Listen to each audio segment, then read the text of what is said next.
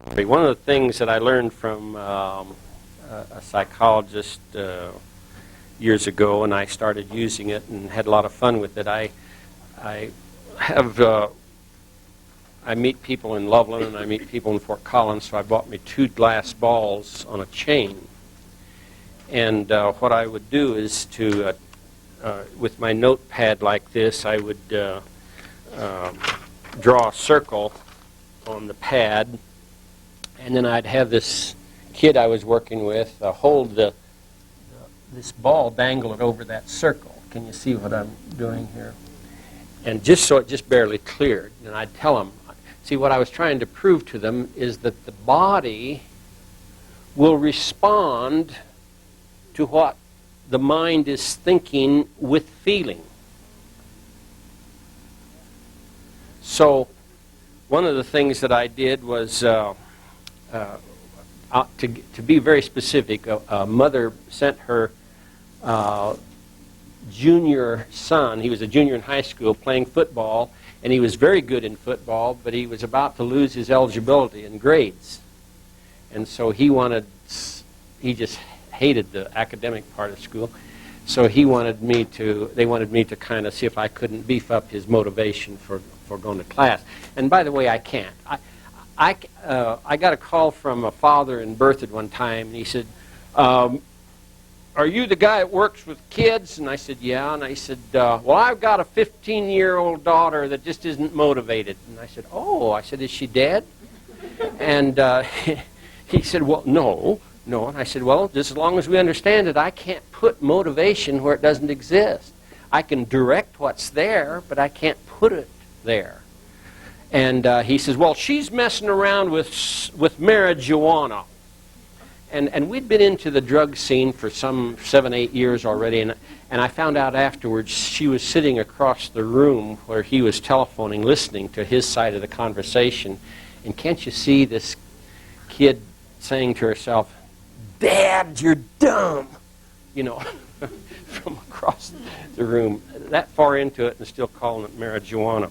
But anyway, what I would do is I'd tell the kids, I said, now look, when you once get the picture in mind of what we're doing, it's like this. And I'd have them hold that. I said, now I want you to brace your arm so that you don't move any muscles. And dangle that ball over that circle. Now I said, now just with your eyeball, just with your eyes, I want you to think that ball in a circle. Now I said at first it'll just start going back and forth like this, then pretty soon it'll go in an elliptical circle, and pretty soon it'll be going in a full circle. Okay? Okay. And so he goes there, and pretty soon the ball is going back and forth, and pretty soon it's going in an elliptic, and pretty soon a full circle. And then I say, now, are you sure you're not moving any muscles? No, I'm not. Well, see, I'm watching his hand. And it is. Now, if he watches his hand, it stops. He's got to have his focus on that ball moving around. If he thinks about his fingers up here, he can stop it. But he doesn't know that, so I said, now, just with your eyeball, I said, I want you to stop that ball and make it go the other way. Now, I said, this is what it'll do. Now, what I'm really doing is creating an image for him. I said, at first, the ball will start, instead of a full circle, will start going in an elliptical circle, and then pretty soon back and forth. Then pretty soon it'll start in an elliptical circle this way, and pretty soon it'll be going in a full circle. So he got it to going again. I said, are you sure you're not moving any muscles? He said, no, I didn't. And I said, yeah, you were. I said, I watched you. Because the body tries to enforce what the mind holds as an image. Now think about this, folks. When I first ran into this many years ago, I began to look around for evidence of this, and I began to see that coaches, listen to me, basketball coaches, football coaches, baseball coaches, coach from the standpoint of perfection. I listened to one basketball coach. I was standing on the sidelines, and this is what he kept saying to his players. He said, now look that ball into the basket. What did he want them to do? What was it? He wanted them to see him making it. Because, now why didn't he tell him, now get this muscle to go on and this muscle to go on? And instead of that, he just said, visualize. Now they do a little of that, but only on really in very gross terms, in terms of the muscles, you know. Look that ball into the basket. Now, if the basketball player is a good player, what does he do when he misses?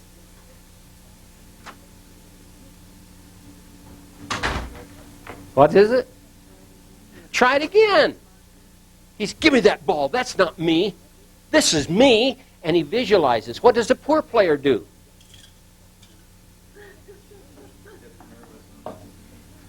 Either that or he quits, or he becomes a passer. You know, he's the passer or something like that. Because if he can't visualize himself seeing it, he backs out of the picture. Now, here's another Holdemanism. What I'm about to say to you explains more human behavior than any one statement I can think about or think of. And it's simply this. Everybody seeks significance in their environment. And I'm going to come back to that I'm going to try and make that as most dramatic as I know how. Everybody seeks significance in their environment. We back away from those things where we feel our significance is diminished. And when we tell our kids, or we tell our employees, or we tell the clerk at the grocery store, and we get mad at them, what are we doing?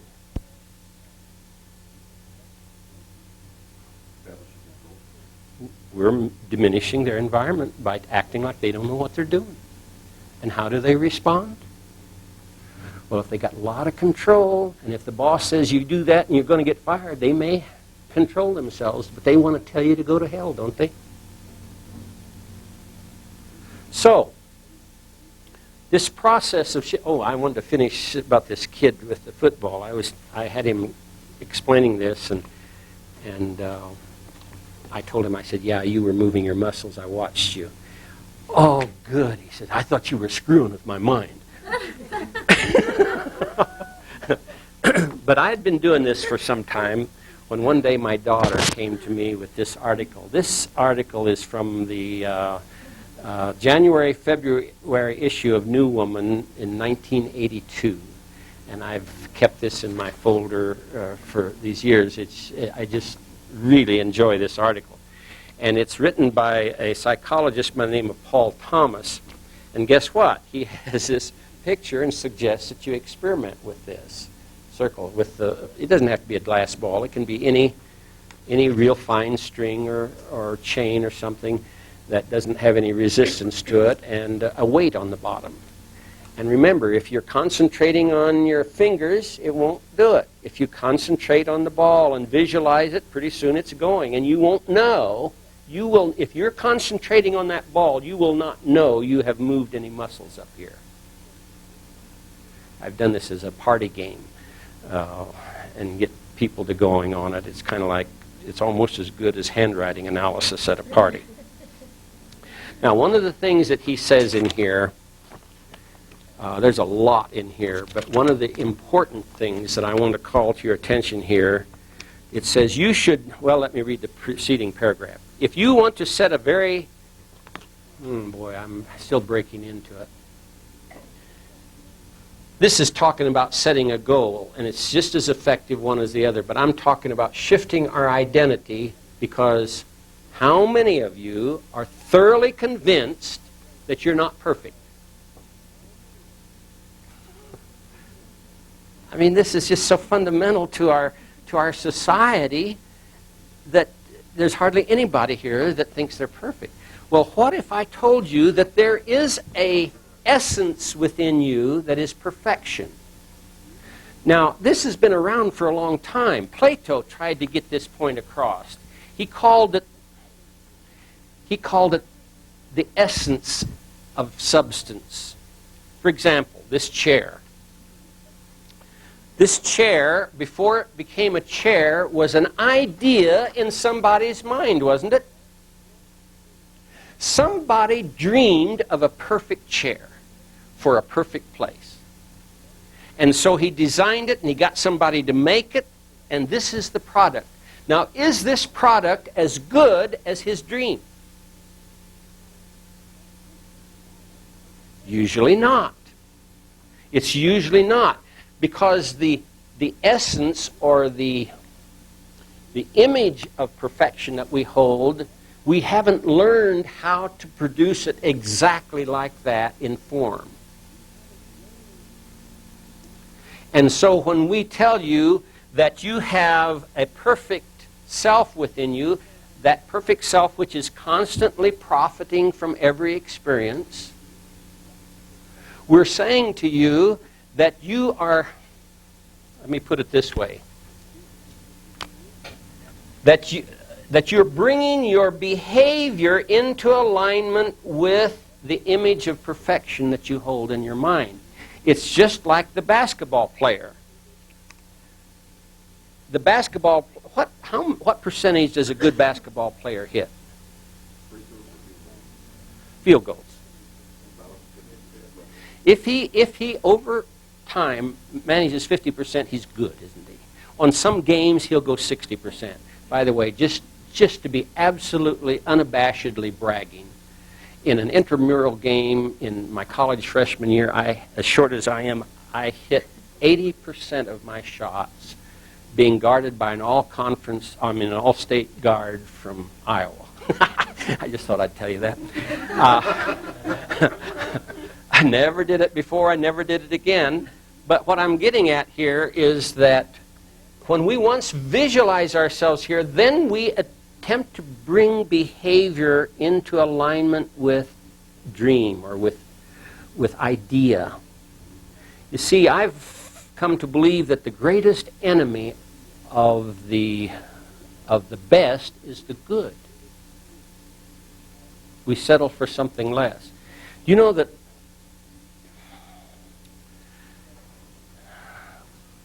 we think the greatest enemy is the bad. You see, the bad is the enemy of the good. No, the good is the enemy of the best because we settle for less. Does that make sense? We really are afraid, generally, I don't want to diminish anybody here that feels otherwise, but we generally feel guilty about imagining something exactly the way we want it. For example, in finding a partner to live with. We think, and I've had, in my marriage counseling, I've had so many people, well, I don't expect to find everything in one person. You know, I expect to have to put up with some crap, you know. I don't expect that. Why can't we create a composite picture of what for us is the ideal, and then when the time comes to fit it into our reality, then, in fact, let me tell you, the police, I was friends with the police department, but always in a running battle with them when I was supervising juvenile delinquents. And one time, one of the sergeants in the Loveland Police Department came up to me one day and he said this. He said, "Holdeman, you think you're going to win on all of them, don't you?" And I said, "Yes." And he said, "Well, that's not very realistic, is it?" I said, "Well, I don't know if it's realistic," but I said, to me, that's not the point. The point is, I said, why should I plan on losing? I said, what if I'm working with your son? Do you want me to be planning on losing? Well, no. I said, well, if I have to lose, isn't once enough? Why should I lose once in my imagination and once out here in the world of reality? Why should I do two? And I said, besides, let me show you something. I said, if I believe there's a perfect kid hidden somewhere in that juvenile delinquent, if I believe there's a perfect kid in there, how will I treat him? Well, he says, I guess you'd treat him with respect. I said, if I treat him with respect, how will he respond to me? He says, well, I guess with respect. I said, usually, but not always. Sometimes they're so down on themselves, they are so depreciating of themselves that they got to prove you wrong. So it takes some guts to hang in there and see their perfection. In fact, I got two stories to tell you about this. One of them has to do with an adult. I was trying to help a kid. This is long after I left probation. I was trying to help a guy stay out of prison. And he had written a whole bunch of bad checks, and, and I thought he had gotten in touch with his perfect self and had decided not to do that anymore. So I helped raise the money by guaranteeing it to pay off these people he had written bad checks to. Real smart on my part. It's part of my perfection. Well, he let me down completely. I mean, he really, I really got caught. I paid the whole thing plus interest. And when he got out of prison then, we were talking, and I said, the last time we talked, you knew that you weren't telling me the truth, didn't you? And he said, yes. And I said, and just prior to that, I'd told you, I said, Jerry, I know that your family and these people out here don't trust you. But I said, I'm going to trust you because I believe you've made some decisions. And I said, you knew at that moment that you were lying to me, didn't you? And he said, yes. I said, why? Well, Paul, he said, you were the only person who trusted me, and I had to destroy that trust.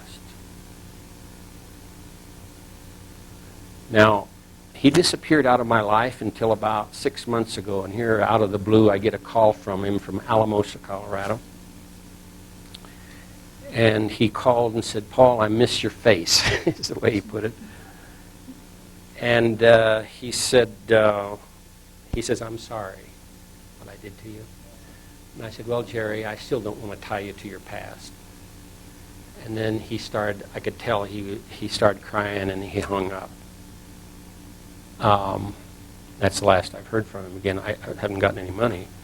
But the point I'm making here is that sometimes when you see other people see this side of them, it's more than they can handle. And they deny it in one way or another. But if we hang in there, if we've got the courage to hang in there eventually, and I want to show you the extremes that this can go to. About 6 years ago, social services referred a girl to me, 14 years old, 7 months pregnant, and I was already out of probation. I wasn't working there anymore. But this 14-year-old girl was the snottiest, most profane, most obscene child I had ever worked with, bar none. I had never had any. In fact, she could get me out of my therapeutic mode in 2 minutes flat, you know. And I'd end up yelling at her just like her mom, you know. And I struggled with this. She missed about 3/4 of her appointments, and I'd end up talking to her mom. When her child was born, she didn't have that child more than 3 months till social services had to remove it for neglect. And she was trying to get it back, and the only way she could get it back is to go to counseling.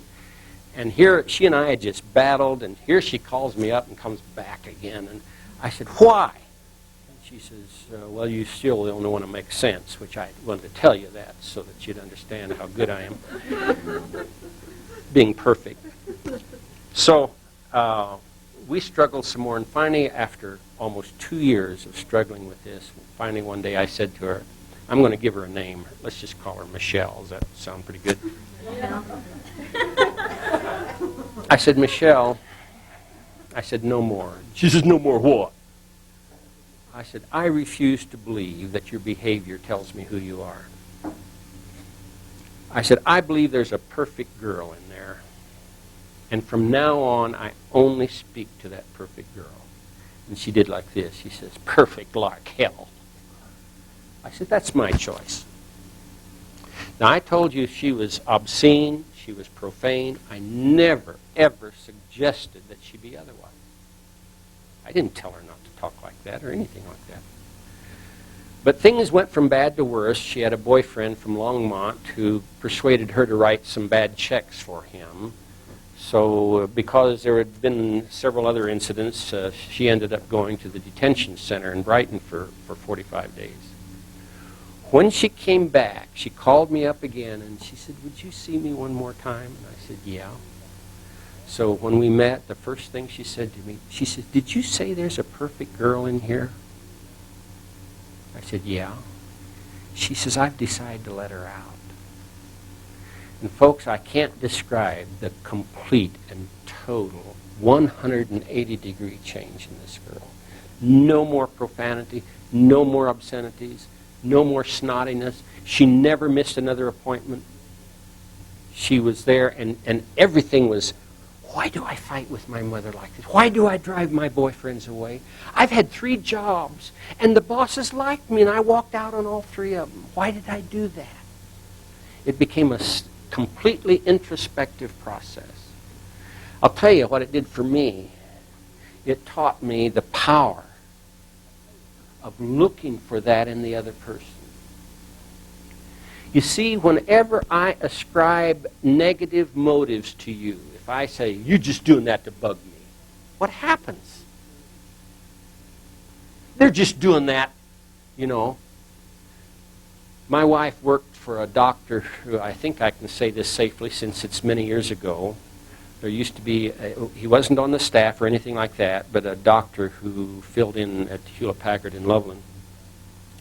And when my wife went to work at Hewlett-Packard as their nurse down there, she began to see that the whole practice of medicine on the part of this doctor was based upon the definition that employees are looking for an opportunity to sue Hewlett-Packard. And so it was a CYA operation, you know. And so everything was done how to avoid liability. And finally, Helen went into the office and she said, wait a minute. I need to know what your philosophy is. If this is the way you're defining the employees, then you better get somebody else in here. Because she said, I don't think employees are looking for the opportunity. What they do is when they feel like they have been wrong for somebody, and they said, well, what do you suggest? She says, I feel like we should enthusiastically do what we said we were going to do. And by the way, the doctor left. I don't know for sure how, but he's been mad at Helen ever since because he thinks she's responsible, and I don't think she is. But then, anyway, what I'm getting at here is that how you define it is how you behave to it. If I define you as perfect, if I look for that qualities in you that I call your perfection, how will I treat you? What do I expect from you? With our kids, see, parents, I just read this in the paper the other day, this little kid that, I can't remember the circumstances, he almost died, and someone saved him, and then the mother is quoted in the paper as saying, he hasn't yet learned to be afraid of something or other. And I thought to myself, holy smokes, we've got to teach our children to be afraid. You know what else? We've got to, we have to teach them that they're not whole and perfect, because that way, otherwise they don't need us. I had a 68-year-old man tell me about his 30-year-old son. Well, if he gets married, he won't need me anymore. And so he was trying to mess up that marriage, because if he got married, he'd be independent. I've had mothers do that differently. They usually, you know how mothers do it. They have a heart attack 2 weeks before they get married. Now, what I've learned to do here, to get back to this, is what I've learned to do here is to establish, is to create. Now I'm summing up what I've tried to do here in the first hour, and that is I try to create the context of my day in the morning before I ever look at my calendar. What's my day going to be like? You see, what do we do? We start Sunday afternoons usually, don't we? Creating the next week. See, we only get a day and a half for weekends. Well, 2 days. You begin to take your take weekend at Friday noon, but you're still at work. You see, so you only get a day and a half, Saturday and half a Sunday before you're into Monday. Oh, and tomorrow's Monday. And we create it because we got to go back to work. And what I'm saying here, I like to create my day. I can't tell you too much detail, but let's say it this way. I start creating my day in the bathroom. particularly in the shower. If I'm not through by then, I like to do it in the car. And I like to establish, I like to choose, I like to make the choice what my day is going to be like. I choose to have these qualities, no matter what I'm going to do, I choose this. Now, I don't know how to make it happen. Remember, the kid making the ball go around in the circle didn't know how that was happening. He was just choosing what he wanted to have happen. This article, that's what the whole thing is about. He said it is your job to choose what, not how. And this is where we get into trouble so often with our study of the ego, is because we think it's not only our job to figure out what, but to figure out how we're going to do it. Now, there are areas in life where we need to do that. But that's, if we're coming out of this quality of our experience, then it's fun. If not, it is painful, or certainly boring. And this article says in a dozen different ways, it even says that physiologically, negative thinking neurons cluster together. Let me show you what Dr. Lawrence, a psychiatrist, I think he's still here in town. I haven't met him for a while, but I went to a meeting at Poudre Valley Hospital a number of years ago, and I watched Dr. Lawrence. Is this an eraser? Looks like a pair of shorts, but then...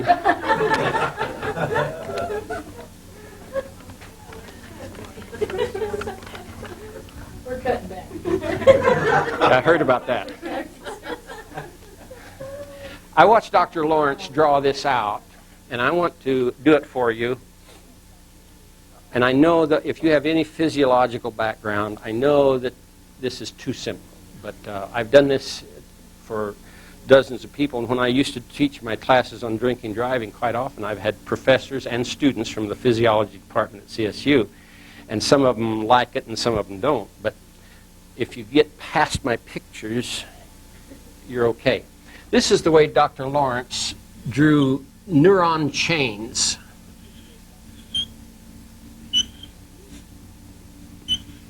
Now, each one of those represents a nerve cell. And at the end of each cell, there is an exciter chemical and an inhibitor chemical. Maybe it'd be better if I did this. Whew. An exciter and an inhibitor. Now, when you initiate a thought impulse, it travels down this neuron chain from the brain, and it always travels on any given neuron chain in the same direction. It travels at the rate of about 300 feet per second. Oh, years and years ago, they used to think that it traveled at the speed of light. It does not. It's about 300 feet per second. And when the nerve impulse gets to here, the exciter jumps the gap, completes the circuit. It goes on, completes the gap, like this. And as soon as the impulse has gone through, the exciter goes back into the end of the nerve. This is not new to you, is it? How this works?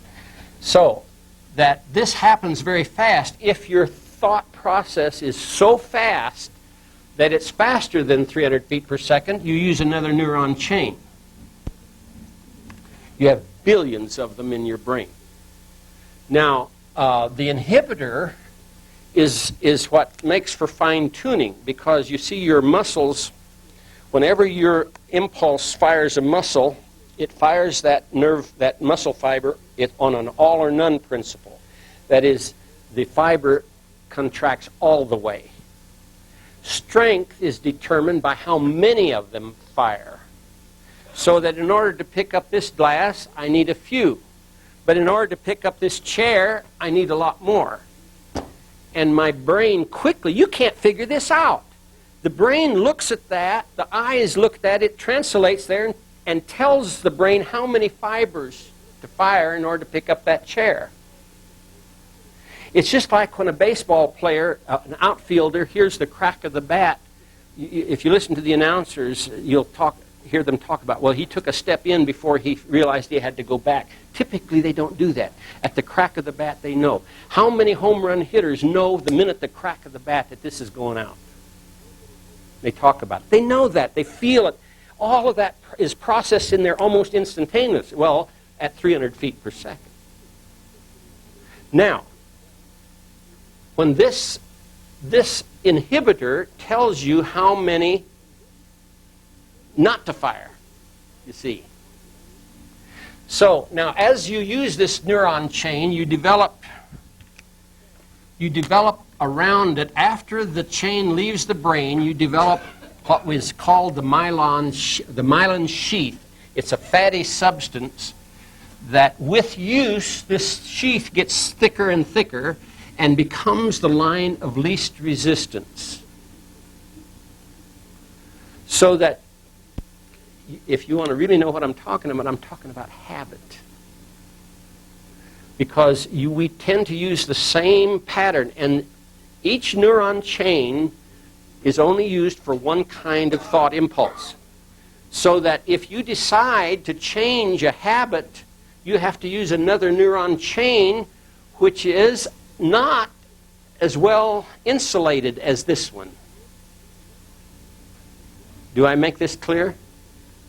So that here you are, you're sitting in there and here's, let's say, one with hardly any insulation around it, and you're sitting up here in your brain deciding to use this chain instead of this one. It doesn't want to do that. This is the line of least resistance, but you have a choice. You have a choice. And this is what most people, our whole, listen to me, our whole court system is based on the fact that some people don't have choices. There's nothing I learned more clearly in teaching drinking driving classes was that when people were in an honest situation, they recognized even drinking, they had choices. They may not care what the choice was. There may not be any, I don't give a damn, there might be a lot of that, but they knew that they had a choice. And so what we're saying here is that if you choose to identify here instead of here, that's going to take some deliberate choices, some deliberate process. Very deliberate. And it's going to take it over time. You remember, the CEO makes a choice. That what does the workforce do? It first resists. The first initial reaction is to resist because it's the line, you're asking it to take the line of greatest resistance. In fact, I was reading in a physiology textbook here a while back, and it says these negative neuron chains actually bundle together. It's not just one chain, it's bundles of them that we get so used to automatically thinking. I was telling you about the boy a while ago that I asked him, gave him his word mom, and he said, bitch, you remember? Well, I've asked parents about their kids. I say, when your son's name just flashes through your mind, what goes with that? Well, I wonder what he's doing now. Think of how that sets you up for the next encounter. Think of how it sets you up when you plan on hating work Monday morning. Think of your supervisor or your manager or whoever is the fly in your ointment. I was supposed to be the inspirational speaker for the state of Colorado. They called themselves Stubbs. Staff. They were the support personnel for all the social workers around the state. And they were meeting over in Glenwood Springs, and they invited me to come over and give the keynote address, and I was supposed to be inspirational. You know what it's like to go out and be inspirational? And they said, and when I got there, I found out for 2 hours I was supposed to be inspirational. Well, fortunately, I'd taken with me that Murphy's Laws. Have you seen that little book, Murphy's Laws? And I knew talking to those folks is a little bit like talking to farmers. If the first time you open your mouth, if you don't let them know you know what you're talking about, they don't hear the next hour and 59 minutes, you know. So I was reading from Murphy's Law, and one of the Murphy's Laws is that organizations are like cesspools. The biggest chunks float to the top. And from then on, I had their attention, and I decided not to use that one here. So what I want to say here is that when we decide that we're going to do this, in the initial stages, and I'm going to tell you a personal story here, in the initial stages, it can be most difficult. I've often said that when I first decided to take charge of my own life, regardless of where I was situated, I've said that the next 2 weeks were the toughest and the easiest 2 weeks of my life. They were the toughest because to break these chains, these patterns, was absolutely overwhelming. But it's the easiest because it's the only thing I ever did that worked. And I'll tell you what I did. I got in my car one morning. We were living in Mississippi then. That was when you still had to have a visa to get to Mississippi. Helen had gone home to visit her parents. She hadn't seen them for 3 years. And I was profoundly aware of my failure. And I don't know, if I told you the whole story, you'd understand what I mean when I say that I don't know why I didn't contemplate suicide, because a lot of people under those circumstances would contemplate suicide. But what I did, instead of contemplating suicide, I contemplated living my life out as a failure. And one of the things that happened to me then was that I had run across, in my reading, I had run across the idea that has been around for centuries. And I was familiar with all the terms that go like this: you are what you think about all day long. In fact, Dale Carnegie and his Dale Carnegie course, that's one of the things that they really stress in there is you are what you think about all day long. And the next thought that came to me, I said, okay, Paul, what do you think about all day long? Well, I think about my problems. Well, if thoughts are the seeds from which circumstances grow,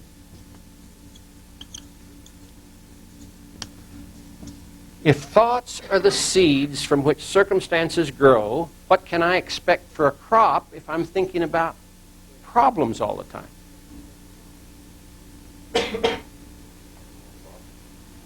In greater and greater. Do you know that wheat, if you add together all the average production of wheat from both irrigated and from dry land wheat farming, the average reproduction of one kernel of wheat is 20 to 1. Well, if our thoughts are like that, supposing they're only 10 to 1, think of what we're doing when we're constantly embroiled in problems. We call it problem solving, but that's not what we do typically. We're reviewing problems. What we do is, that's another thing that dawned on me down here, that I think in circles. I think the same thoughts over and over again. Some guy decided that we typically think about 60,000 thoughts an hour,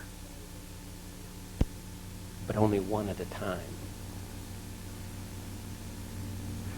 But you see, the only ones that count are those that you hold in consciousness. Because you see, when the seeds blow through the garden in the wintertime, those that blow through don't make any difference. It's those that are held in consciousness that take root and become circumstances. There's another thing about seeds you need to understand. Seed always brings forth fruit after its own kind. See, I was going to do this later, but I'll introduce it to you now. If you're going to plant a garden, let's say, since I'm used to being a gopher, I'll be your gopher. You're planting the garden. You're the gardener. Now, number one, does your garden care what it produces? Does the garden care? It doesn't care. Weeds, radishes, carrots, it doesn't care. Flowers. But you, the gardener, care. So you decided you're going to have a garden, and I'm your gopher, and you say to me, Paul, go get me some seeds. What will my next question be? What kind? And what will you say? Carrots. And if you say carrots, what will my next question be? What kind of carrots? Because you see, I can't buy the seed until I know specifically what kind. So, what we have here now is you have to make up your mind. Now, I don't know whether you know carrots that well or not. Would you like to change to radishes? Well, you got red and white radishes. It's easier to make up your mind. Carrots. Okay, what kind of carrots? Short, stubby. Okay, I got you there. Short, stubby carrots. So I go, now that's pretty good information now. I can go to the store and say, do you have any seeds that'll grow short, stubby carrots? And I might get something, don't you think? Now, here's something that I want to bring up that's in this article.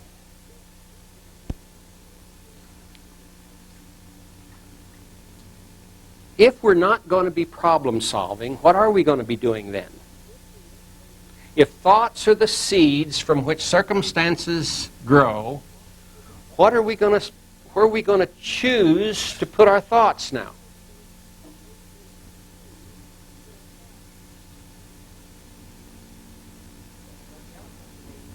Yeah. You know, when I do that with couples, a lot of times when I'm doing marriage counseling, couples will come in and the first thing I tell them, I said, now before you tell me what's wrong, will you please explain to me how it will be when it's right? There isn't one couple in 15 can tell me that. They can tell me, they'll say, well, there's no more yelling and there's no more belittling and there's no more, they tell me all the things they don't want. But I said, well, then what will it be when it's like you want it? They can't come up with it. They don't know. They know what they don't like. And then when I say, well, let's get on to this pattern here where we get a picture of it. And it's amazing to me how the old ego can recast our thoughts in a negative manner. And we think we're being positive. That's the reason I said so much positive thinking is nothing more than a manure pile with whipped cream on top.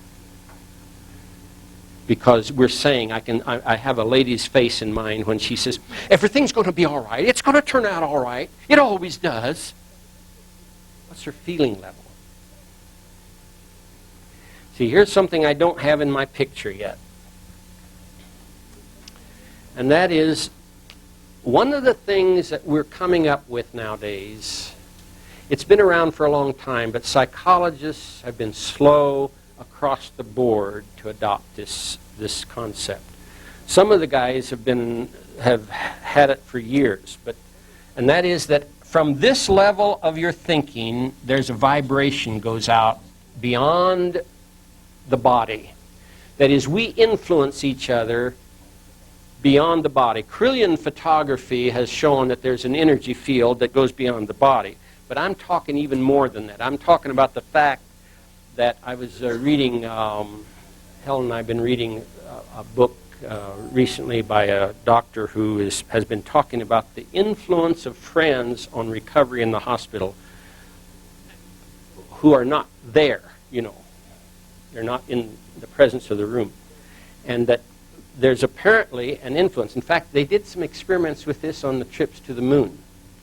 I was listening to Dr. Brian O'Leary, the physicist at that time from Princeton University, talk about the fact that they discovered that there were thought influences between the capsule and the Earth that couldn't be explained by any other way than the fact that there is an energy present that we're all connected. Psychologists have been putting it this way for years.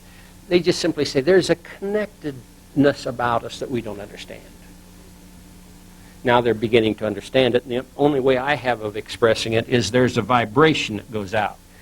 And this vibration has a way of influencing, not taking over it. You cannot assert yourself on somebody else, but you can create an influence. Let me show you what I mean.